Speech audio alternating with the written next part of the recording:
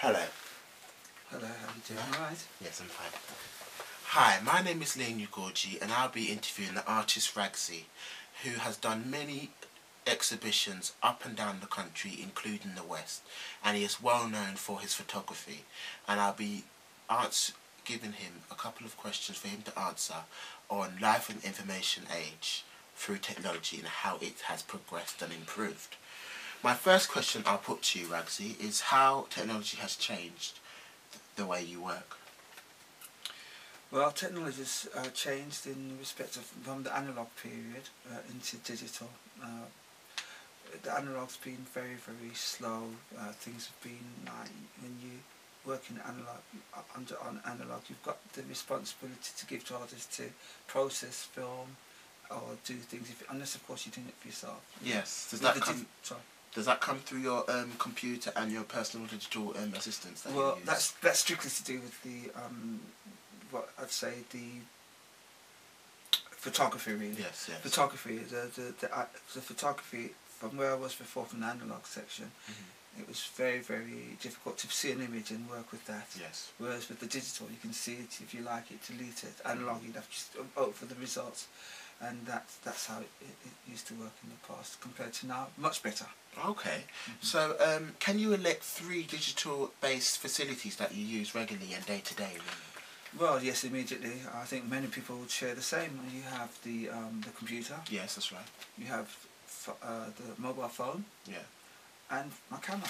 Oh, that's interesting. And you use them day-to-day to do your work, isn't that right? I do. I'm constantly using all 3, in fact, okay. You know, by phone calls with the phone, computer, collating information, camera, photographing and storing all the information. So they do cross over, really. They do quite well.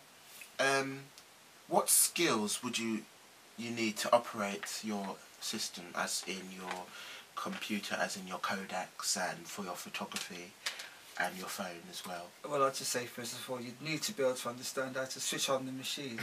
That's very important. Many people, I say that and it sounds really funny, but it's true. Many people, they can turn on their own machine, but if they had a memory stick or whatever and they went to another computer, they wouldn't even know where to find. I find this with many people.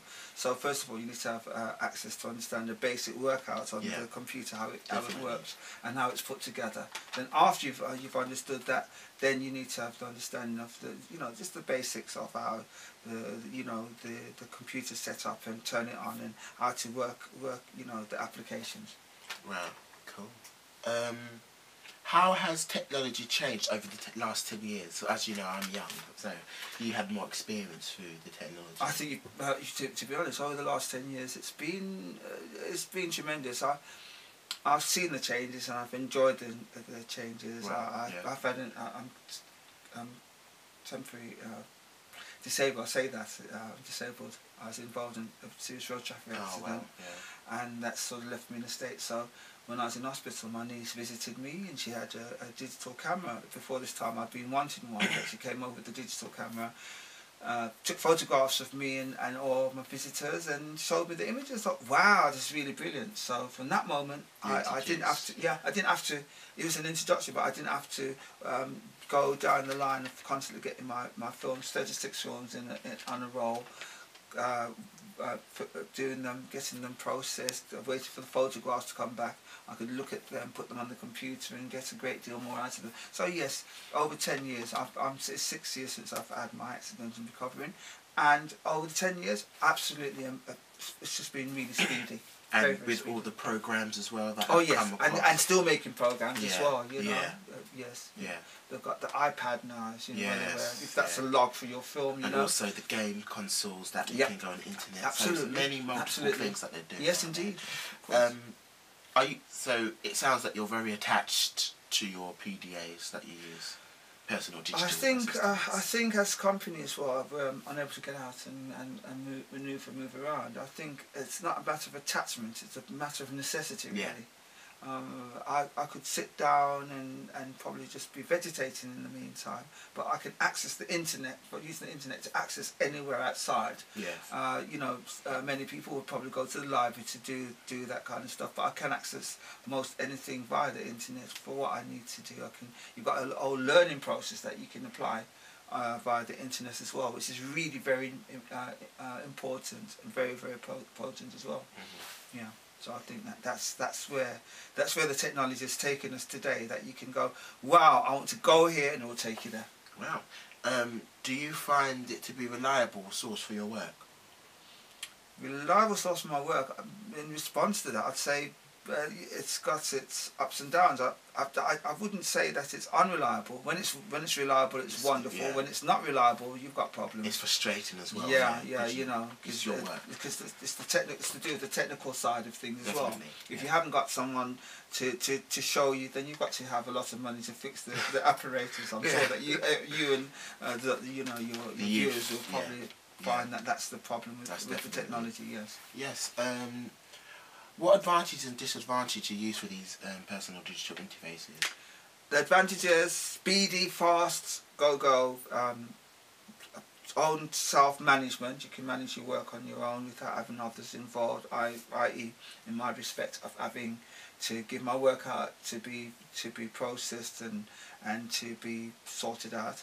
Whereas now I'm in charge of all that. I can take care of whatever. I can manage what I want.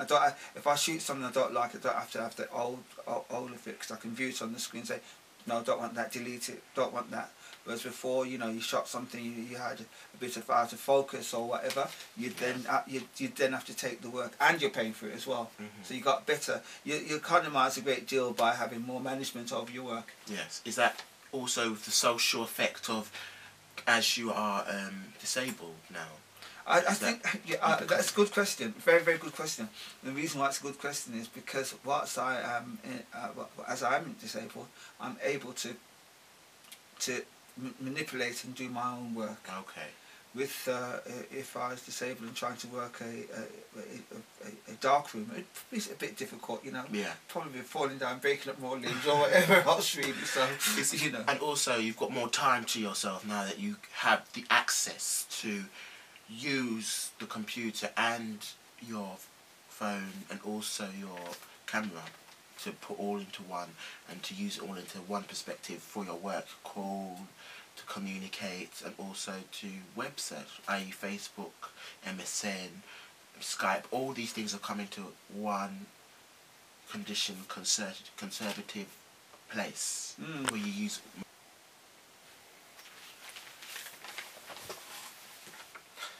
Wow, that has been a massive insight in what you do, Raggszie Gordon. Mm-hmm. And I appreciate how you use your expeditions to show your photography through the life and information age, and show how different progressions in the camera picture has changed through over the years, and mainly the difficulties that your disability has inflicted on you.